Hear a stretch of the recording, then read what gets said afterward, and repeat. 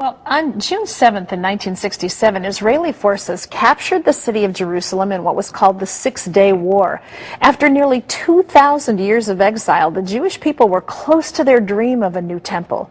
But that dream lasted just a few days. The Temple Mount was later returned to Muslim authorities, and 4 decades later, Jews are still forbidden to worship there. But that hasn't stopped some people from making plans to build the next temple. Here's Chris Mitchell in Jerusalem.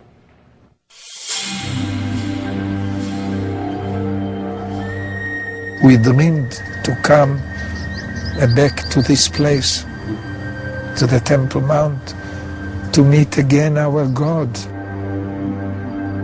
The Temple Mount is the seat of God, the place the Lord would choose. Hamakom asher yivchar Adonai Elohecha. Every day, 3 times a day, Jews recite this prayer. May it be your will that the temple be speedily rebuilt in our own time. It's a prayer they prayed for almost 2,000 years. But Jews here in Jerusalem are doing more than just praying. Just a few steps away from the Western Wall, rabbis and craftsmen are building what they call a temple in waiting.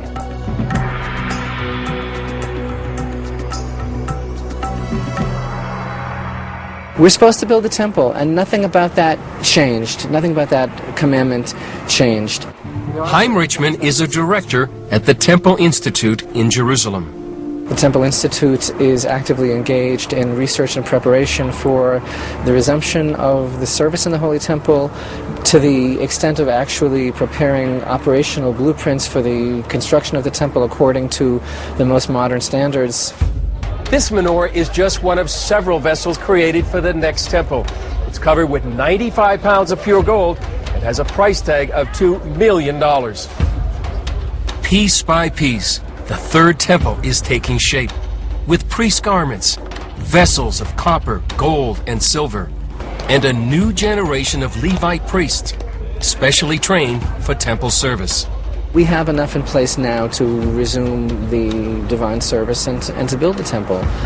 But obviously, a lot of things have to happen in order for this to happen. Richmond isn't the only one who's ready to rebuild. You actually have blueprints, architectural drawings for the third temple? 3,000 years after King Solomon built the first Jewish temple, another Solomon is laying the foundations for the third.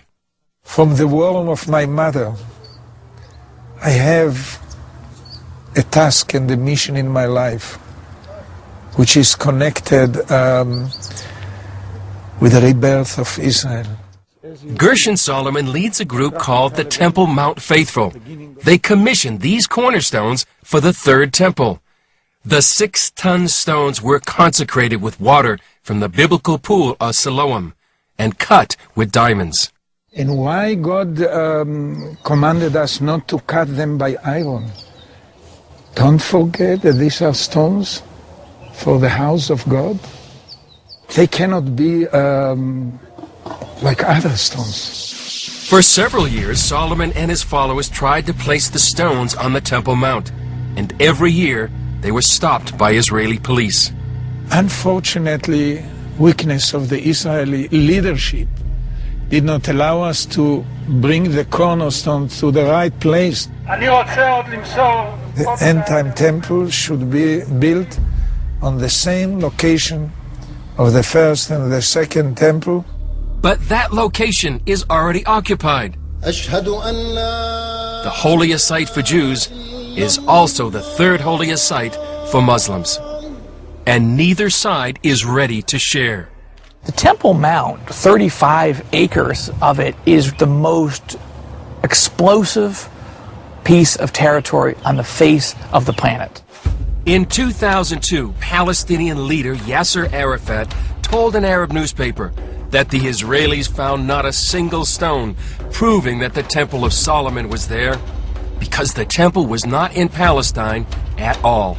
The issue of the temple, it's so sensitive. Dr. Yusuf Nache is in charge of tourism at the Dome of the Rock. Here's what he had to say when I asked him about the Jewish temple. It's not an undeniable fact. It is theories, and the political situation, the misunderstanding, the mistrust distorted all the facts. That is stupid, because the Arabs themselves, they call Jerusalem the place of the temple. And the golden dome right behind me, the Dome of the Rock, was built in order to replace Solomon's temple. I think this temple denial is more serious than the Holocaust denial. To counter this so-called temple denial, Gabriel Barkay is pushing the archaeological envelope. Muslim law forbids any digging on the mount itself. So instead, Barkay's digging through its trash.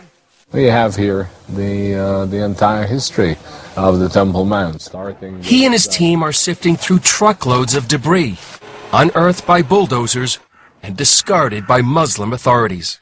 So there could be artifacts in here going back to the first and second temple? And Yes, there are, no doubt. Among their finds, a Babylonian arrowhead from the fall of Jerusalem in 586 BC, and this 2,400-year-old Hebrew coin, the oldest ever minted in Jerusalem. do you think in your lifetime there'll ever be a time when you can actually investigate what's under the Temple Mount? No, I don't. I'm very pessimistic about it. Some of the most dramatic traces of temple life have been unearthed here at the Western Wall. This street was part of the marketplace outside the Second Temple. On the walls, you can still see the marks from the fires that destroyed the temple in 70 AD, and overturned stones still lying where they were thrown from the top of the Temple Mount by the armies of Rome. On one stone is a Hebrew inscription, "To the place of trumpeting." It's a set of ancient directions to the southwest corner of the temple, where trumpeters announced the arrival of the Sabbath 2,000 years ago.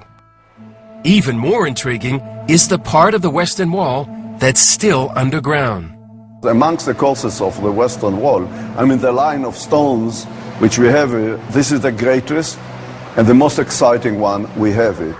Dan Bahat spent 40 years excavating the tunnels around the Temple Mount, and he says the most compelling case for the temple is yet to be discovered.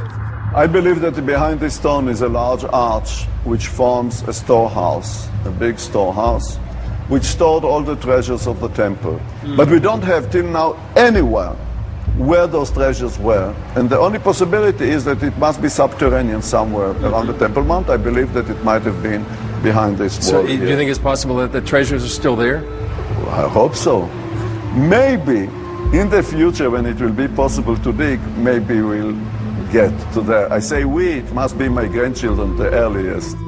But Bahat's interest in the temple is strictly in its past, not in its future. There is no chance whatsoever for the third temple. The third temple will be when the Messiah comes, and both of our Jews and Christians are waiting for him. So let us see when he comes what happens. It won't happen before. Rabbis for centuries did not understand this and in fact argued, well, are we supposed to build the temple and then the Messiah will come? Or are we supposed to wait and then the Messiah will build the temple? Again, I could hear the voice of God like he's speaking to all of us. I brought you here to build my house. Build my house.